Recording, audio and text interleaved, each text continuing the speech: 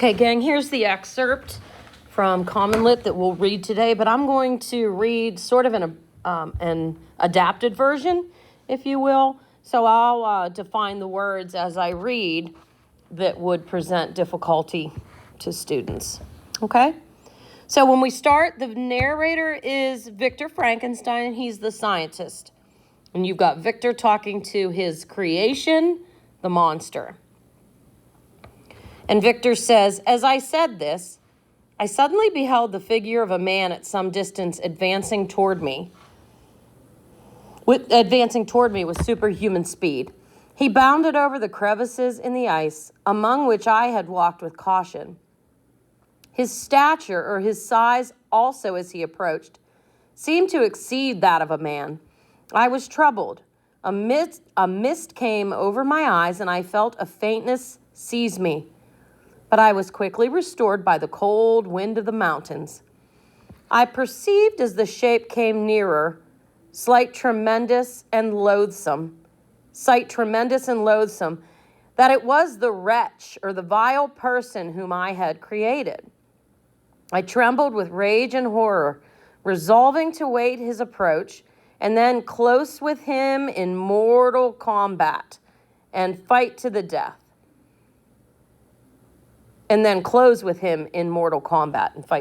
He approached. His expression showed bitter pain combined with scorn and malice, while its unearthly ugliness rendered it almost too horrible for human eyes. But I scarcely observed this. Rage and hatred had first deprived me of any speech, and I recovered only to overwhelm him with words of furious hatred and scorn. 'Devil,' I exclaimed, 'do you dare approach me? And do not you fear the fierce revenge of my arm wreaked on your miserable head? Begone, disgusting insect, or rather stay, that I may trample you to dust. And oh, that I could, with the extinction of your miserable existence, restore those victims whom you have so diabolically murdered.'" The monster responds, "I expected this reception," said the demon. "All men hate the miserable. How then must I be hated, who am miserable beyond all living things? Yet you, my creator, hate and spurn me, your creature, to whom you are bound by ties only able to be dissolved by the death of one of us. You purpose to kill me. How dare you sport this way with life? Do your duty towards me, and I will do mine towards you and the rest of mankind. If you will comply with my conditions and give me what I want, I will leave them, the rest of mankind, and you at peace.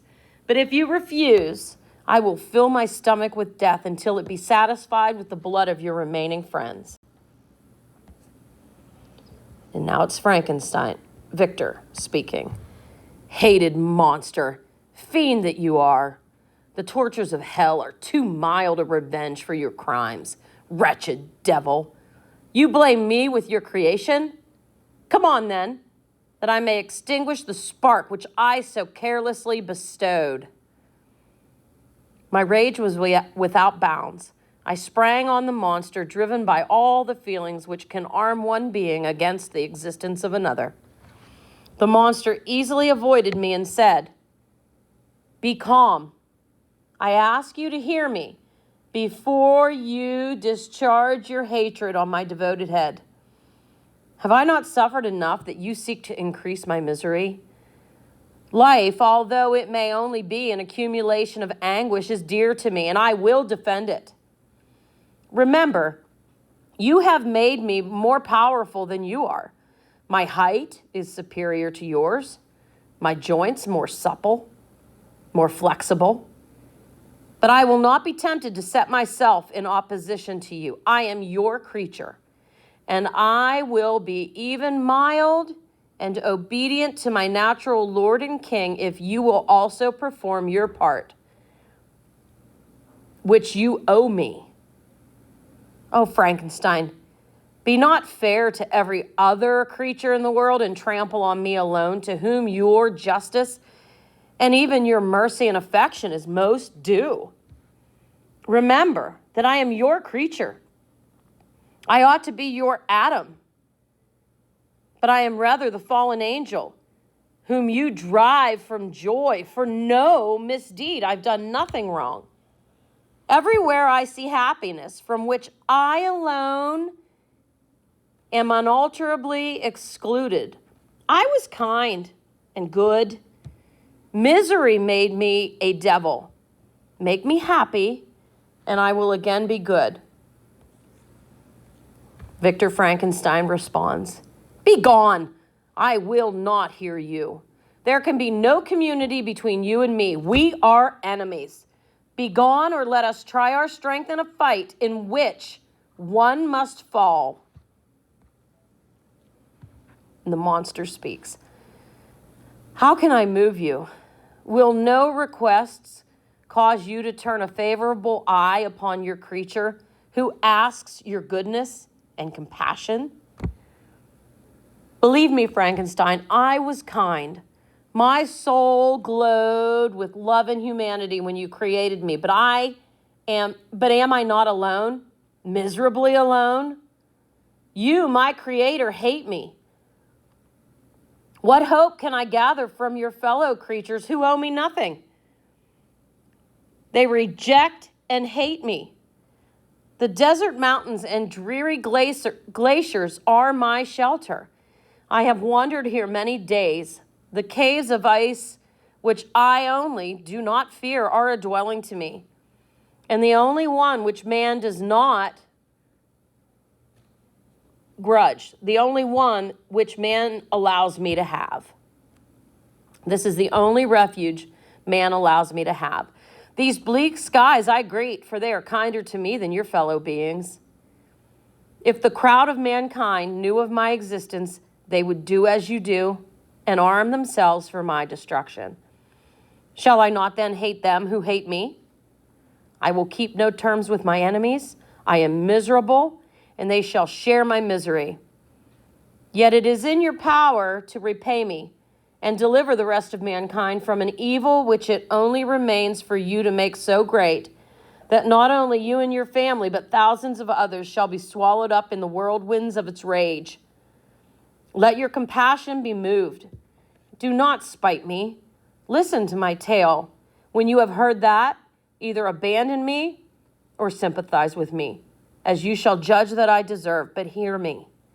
The guilty are allowed by human laws, bloody as they are, to speak in their own defense before they are condemned. Listen to me, Frankenstein. You accuse me of murder, and yet you would, with a satisfied conscience, destroy your own creature. Oh, praise the eternal justice of man. Yet I ask you not to spare me. Listen to me, and then if you can, and if you will, destroy the work of your hands. Victor says, why do you call to my remembrance circumstances of which I shudder to reflect that I have been the miserable origin and author? Cursed be the day, loathsome devil, in which you saw light. Cursed, although I curse myself, be the hands that formed you. You have made me miserable beyond expression. You have left me no power to consider whether I am just to you and treat you right or not. Be gone. Relieve me from the sight of your disgusting, cursed form. And now the monster speaks. In this manner, I relieve you, my creator, he said, placed his hated hands before my eyes, which I flung from me with violence. In this manner, I take you from the sight. In this manner, I take from you a sight which you hate. Still, you cannot listen to me and grant me your compassion or sympathy. By the virtues that I once possessed, I demand this from you. Hear my tale. It is long and strange, and the temperature of this place is not fitting to your fine sensations. It's too cold for you here. Come to the hut upon the mountain. The sun is yet high in the heavens before it descends to hide itself behind your snowy cliffs and look into another world. Shine light onto another world. You will have heard my story and can decide.